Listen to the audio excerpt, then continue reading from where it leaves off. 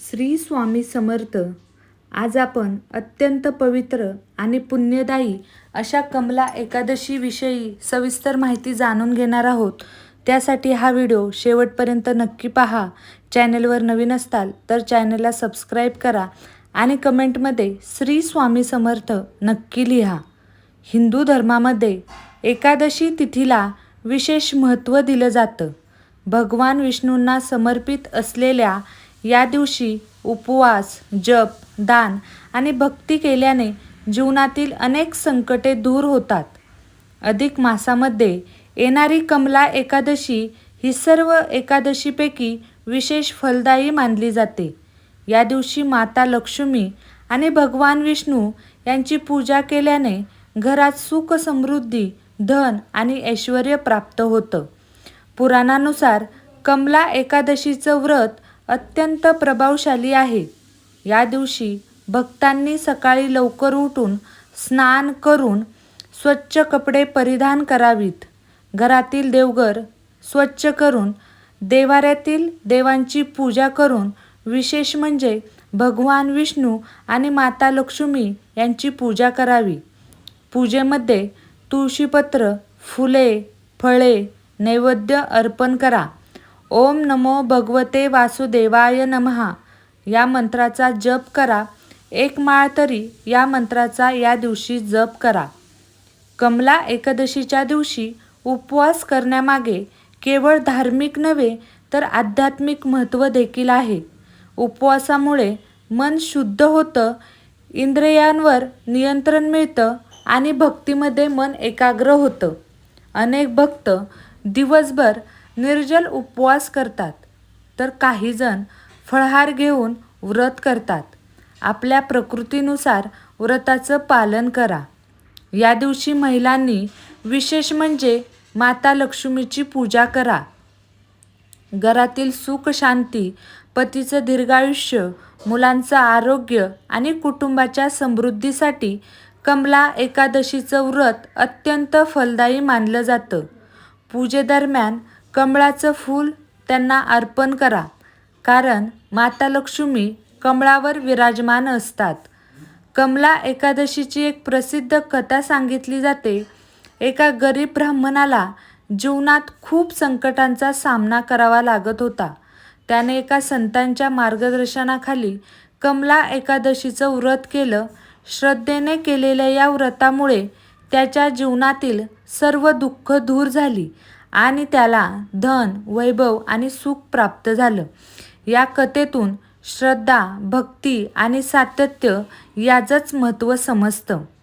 या दिवशी भगवान विष्णूंना प्रसन्न करण्यासाठी विष्णू सहस्रनामाचं पठण करा. श्रीमद भागवत गीतेचे वाचन करा. शक्य असेल तर विष्णू मंदिरात जाऊन दर्शन घ्या.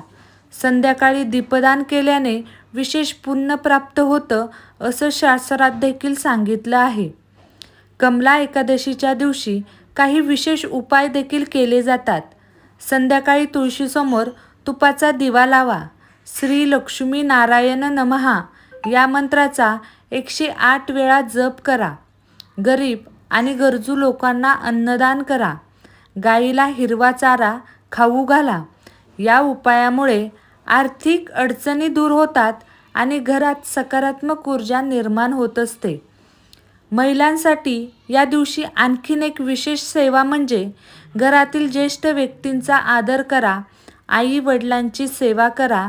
गरजू लोकांना मदत करा आणि कोणाच्याही मनाला दुखवणार नाही अशी वागणूक ठेवू नका. धार्मिक ग्रंथामध्ये सांगितलं आहे की सेवा आणि दान याचं पुण्य अनेक पटीनं वाढतं. कमला एकादशीच्या दिवशी राग, मत्सर, खोटं बोलणं, अपशब्द वापरणं आणि कोणाचंही नुकसान करणं हे टाळा. हा दिवस मन, वाणी आणि कर्म यांची शुद्धी करण्याचा दिवस मानला जातो.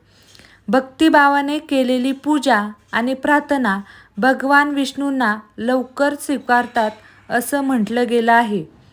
अधिक मासामध्ये येणारी ही एकादशी विशेष महत्त्वाची असल्यामुळे या दिवशी केलेले जप, तप, दान आणि उपवास यांचं फळ अनेक पटीनं वाढतं.